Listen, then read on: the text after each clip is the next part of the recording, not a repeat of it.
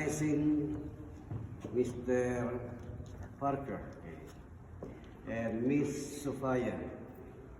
And we all know I hope you know the importance of baptism. So baptism makes these children sin-free. They will be free from original sin.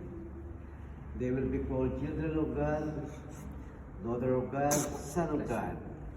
And then, because of their baptism, they become members of the church. So if you want to join St. Stephen, you are most welcome. And Sophia, this young girl, has expressed that she wants to be a Catholic because of me. And because of the influence of her friend Cassidy and the Mamutos Carrera family. And also to you, we hope and pray that wherever you are, please keep the commandment of God in your heart. Okay?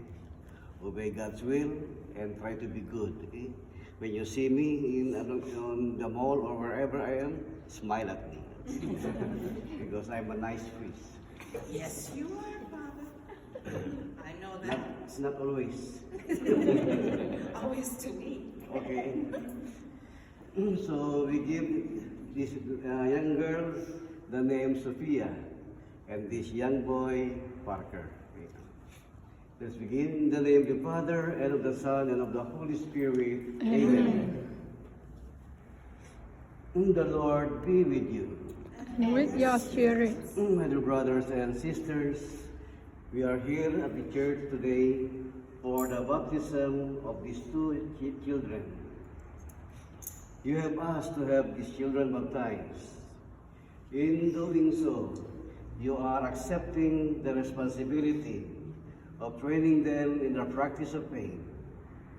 It will be your duty to bring them up to keep God's commandment as Christ taught us by loving God and our neighbor.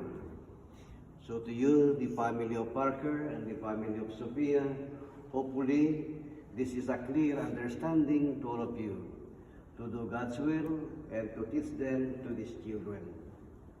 And also the sponsors or the sponsors of Parker, godparents, okay, about Sophia. So tomorrow, Monday, you may go to the whatever bank, maybe at Bank of Hawaii or First Hawaiian Bank, and establish a college fund for them. Because